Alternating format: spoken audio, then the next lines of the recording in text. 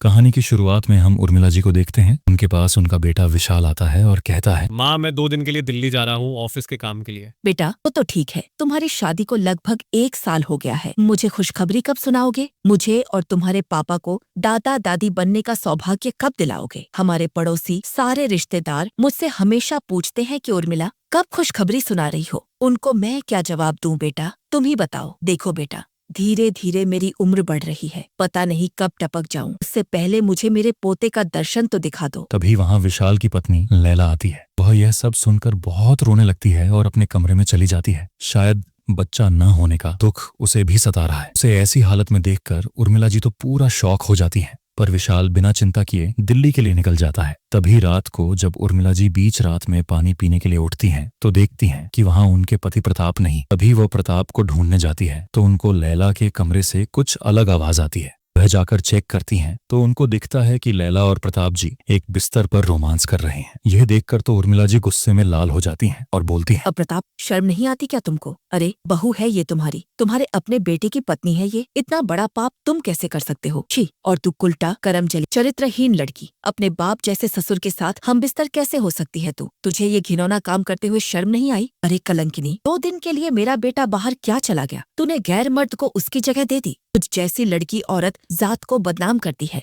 अगर इतनी ही गर्मी है तो घोड़े या सांड के साथ सो जाती। तुझे अपने ससुर ही मिले ये सब करने के लिए। और प्रताप जी, आप इतने घटिया काम करेंगे ये मैंने अपने सपने में भी नहीं सोचा था। तभी उर्मिला जी प्रताप जी को थप्पड़ मारने ही वाली होती हैं कि तभी लैला उनको रोक कर बोलती है, माँ जी, आप प्लीज पापा जी को कुछ मत कहिए। पापा जी तो मेरी और विशाल की जिंदगी में फरिश्ता बनकर आए हैं। एक्चुअली 1 महीने पहले मैं डॉक्टर के पास गई थी और रोते रोते सीधा अपने रूम में चली आई और रूम लॉक कर दिया। तभी पापा जी मुझे दरवाजा खोलने के लिए बोलते हैं, पर मैं नहीं खोलती। मैं सीधा अलमारी खोलती हूँ और कैंची से आत्महत्या करने ही वाली होती हूँ कि तभी पापा दरवाजा तोड़ कर आ जाते हैं और मेरी जान बचाते हैं। फिर मैं पापा जी को विशाल के मेडिकल रिपोर्ट्स दिखाती हूँ। क्योंकि वह नपुंसक है, शारीरिक रूप से असमर्थ है, वह कभी बाप नहीं बन सकता। उनका सिर्फ नाम विशाल है, बाकी सब छोटा है। वह कभी मुझे माँ बनने की खुशी नहीं दे सकता। ऐसी जिंदगी का क्या फायदा जिसमें मैं माँ नहीं बन सकती? क्या फायदा अगर मैं इस खानदान को एक वारिस नहीं दे सकती? मैं तो सुसाइड करना चाहती थी माँ जी, पर पापा जी ने मुझे हिम्मत दी, मेरी मदद करने के लिए तैयार हो गए ताकि मैं इस खानदान को एक वारिस दे सकूं। अब आप ही बताइए माँ जी कि मैंने क्या गलत किया? हाँ ठीक है बेटा, तुमने जो किया सही किया। मुझे माफ करना, मैंने आप दोनों को गलत समझा। पर बहू, अगर ये बात विशाल को पता चल गई तो वो क्या सोचेगा? तभी जब 2 दिन बाद विशाल घर आता है तो वह प्रताप जी को अपने रूम से गलत हिसाब से निकलते हुए देख लेता है। फिर वह सीधा अपने रूम में जाकर देखता है तो लैला भी बड़े अभद्र तरीके से संतुष्ट होकर सोई पड़ी है। वह गुस्से में लैला को उठाने ही वाला होता है। तभी उर्मिला जी आ जाती हैं और उसे रोक कर बोलती हैं, बेटा लैला को मत उठा, मैंने तेरी मेडिकल रिपोर्ट्स देखी है। तुम नपुंसक हो, फिजिकली अनफिट हो, कभी बाप नहीं बन सकते। हाँ, जो भी तुमने अभी देखा है वो सच है, घिनौना पाप है। पर कल ये समाज वाले, हमारे सारे रिश्तेदार तेरी मर्दंगी पर उंगली न उठाई, तुझे नपुंसक बोलकर मजाक न बनाई। इसीलिए मैंने ये पाप होने दिया बेटा। लैला और तेरे पापा को अवैध संबंध बनाने दिया ताकि इस खानदान को एक चिराग मिल सके। इतने में लैला भी उर्मिला जी की आवाज सुनकर उठ जाती है और अपना ड्रेस ठीक करने लगती है। तभी विशाल कहता है, अपनी बीवी को अपने पापा के साथ देखने से पहले मैं मर क्यों नहीं गया माँ? भगवान ने मुझे ऐसा क्यों बनाया माँ? ऐसा मत बोल बेटा, जब मुझे ये सब के बारे में पता चला था तब बहुत बुरा लगा था, पर हमारे पास रास्ता ही क्या है बेटा? अब हमें ये जहर का घूंट पीना ही होगा।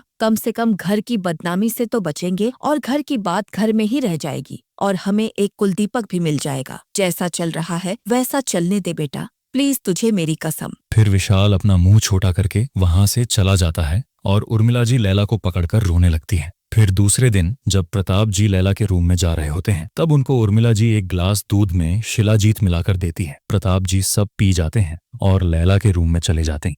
फिर दोनों घंटों तक घपाघप करते हैं। दूसरे दिन जब दोनों बाप बेटे चाय पी रहे होते हैं और लेटेंट की कंट्रोवर्सी पर बातें कर रहे होते हैं, तभी वहां लैला की बुआ का लड़का कमलेश आता है। लैला तो कमलेश को देखकर खुश हो जाती है। तभी प्रताप जी कमलेश को बोलते हैं, पहली बार कोई बहू के घर से हमारे घर आया है, आखिर हमें मेहमान नवाजी का मौका मिल ही गया। बेटा कमलेश, जितने दिन चाहे उतने दिन रहो और हाँ, से अपना ही घर समझना। फिर तो कमलेश भी खुशी से हाँ कर देता है। दूसरे दिन जब विशाल ऑफिस से घर आता है तब वो कमलेश को नग्न तरीके से अपने रूम से निकलते हुए देख लेता है। फिर वो गुस्से में लैला के पास जाता है और उसको जोर से एक थप्पड़ मारकर बोलता है, तेरा मुझसे और पापा से मन नहीं भरा क्या, जो तू अब उस कमलेश के साथ भी घपाघप कर रही है? तू निकल जा मेरे घर से, चरित्रहीन लड़की। मेरे घर को कमाटीपुरा बना दिया है तूने।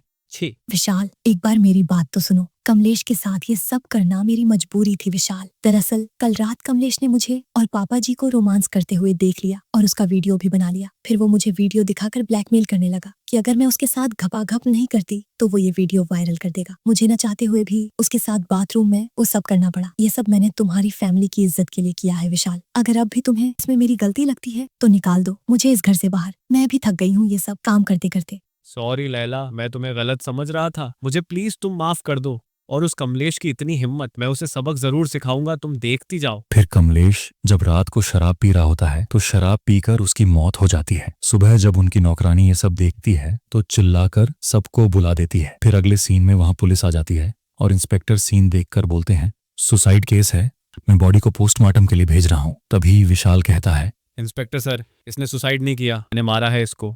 ये साला बेवड़ा मेरी पत्नी को ब्लैकमेल कर रहा था, इसलिए मैंने इसके शराब में जहर मिला दिया और इसको भगवान के पास पहुंचा दिया। तभी इंस्पेक्टर विशाल को पुलिस स्टेशन ले जाते हैं। तभी रात को लैला रो रही होती है। प्रताप जी के आने से पूछती है, माँ जी कैसी हैं? जिसका जवान बेटा जेल गया हो वो माँ कैसी होगी बहू? मैंने उसको नींद की गोली दे दी है, वो चैन से सो रही है, तुम चिंता मत करो। तभी लैला पागलों की तरह हंसने लगती है और प्रताप जी के पास आकर उनके हाथों पे किस करके बोलती है, बाबू तुम कितने अच्छे हो, तुमने अपना किया हुआ वादा पूरा किया। तभी हमें पता चलता है इस कहानी का सबसे बड़ा ट्विस्ट। दरअसल लैला और प्रताप एक दूसरे को पहले से जानते थे और बॉयफ्रेंड गर्लफ्रेंड थे।